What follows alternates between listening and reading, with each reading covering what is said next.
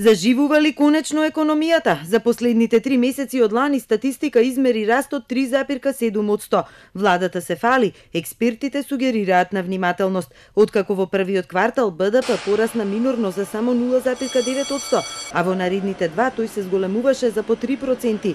Со бројката од последното 3-месечје растот за 2018 се позиционира на просечни 2,7%, откако претходната 2017 заврши практично со стагнација. Главниот мотор на растот овој пат е секторот кој претходно беше причина за слаби резултати градежништвото. По значаен пат во првите 3 квартали во четвртиот конечно плюс 19,6% и бруто инвестициите во позитива, иако растот е уште слаб 1,6%. Дури 5 економски министри пред јавноста го споделија задоволството од најновите бројки, велат тоа е одраз на нивните правилни економски политики. Тоа само кажува дека точно знаеме што правиме, точно знаеме во кој правец ја носиме економијата. Очекувам светла иднина за македонската економија, поготово што гледаме дека нашата држава станува многу атрактивна и за домашните инвеститори, но и за странските инвеститори. Фактот што ланскиот раст е најблизок до предвидениот од владата од 2,8% за првиот финансиер Тетовски е доказ дека финансии направиле реални проценки. За него најбитно е што растот е воден од приватниот сектор, а не од државни интервенции како порано.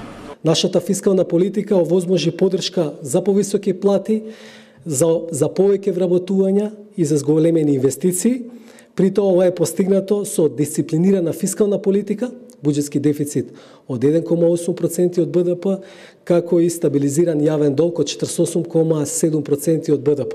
Растот на градежништвото за министерот Цугарески е доказ за добрата реализација на капиталните проекти. Очекува тие да забрзаат годинава откако е отворена градежната сезона. Вкупните инвестиции што се инвестираат надминуваат над 1 милијарда и 200 милиони евра.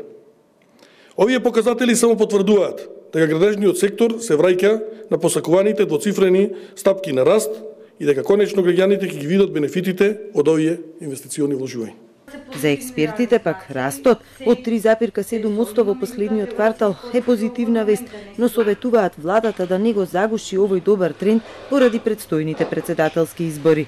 Инвестициите знаат да бидат вариабилни и овие први рани показатели не мора да значат ништо.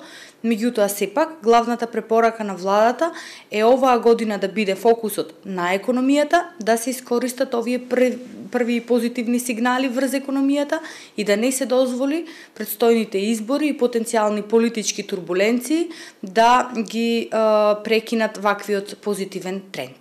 Паралелно и невработеноста бележи пат. За прв пат ја пробива психолошката граница од 20% и во четвртиот квартал лани се сведува на 19,4% невработени.